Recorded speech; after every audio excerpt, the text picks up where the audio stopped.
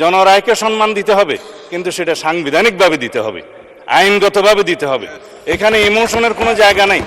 রাষ্ট্র ইমোশন দিয়ে চলে না, রাষ্ট্র চলে সংবিধান দিয়ে, আইন দিয়ে, কানুন দিয়ে। তা আমরা সেভাবে যাই। আমি বিরোধী দলের বিরোধী দলে না থাকে যথেষ্ট সম্মানের সাথে এটা প্রস্তাব দিতে চাই যে আসুন আমরা কার্য উপদেষ্টা কমিটিতে সে বিষয়ে আলোচনা করি, কখন সংবিধান সংশোধনের জন্য আমরা বিল উত্থাপন করতে পারবো এবং জুলাই জাতীয় সনদকে আমরা অক্ষরে অক্ষরে পালন করতে আমরা প্রতিশ্রুতিবদ্ধ। আমরা জাতির কাছে অঙ্গীকার করেছি যে জুলাই জাতীয় সনদ ঐতিহাসিকভাবে যেভাবে স্বাক্ষরিত হয়েছে, রাজনৈতিক সমঝোতার দলিল হিসেবে তার প্রতিটি শব্দকে আমরা সম্মান করি। কিন্তু জুলাই জাতীয় সনদের বাইরে আরোপিত কোনো আদেশ দিয়ে, কোনো অবৈধ আদেশ দিয়ে সেটা কোনো সংবিধান সংশোধন করা যায় কিনা, সেটা একটা বিশাল আইনি প্রশ্ন, সাংবিধানিক প্রশ্ন।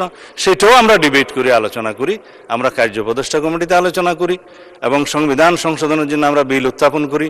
সেই বিল আমরা সমঝোতার ভিত্তিতে এই মহান হাউজে গ্রহণ করি।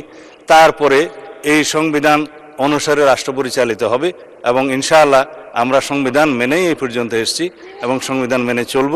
সামনের দিনগুলোতে আমরা সাংবিধানিকভাবে এই রাষ্ট্রকে এগিয়ে নিয়ে যাব।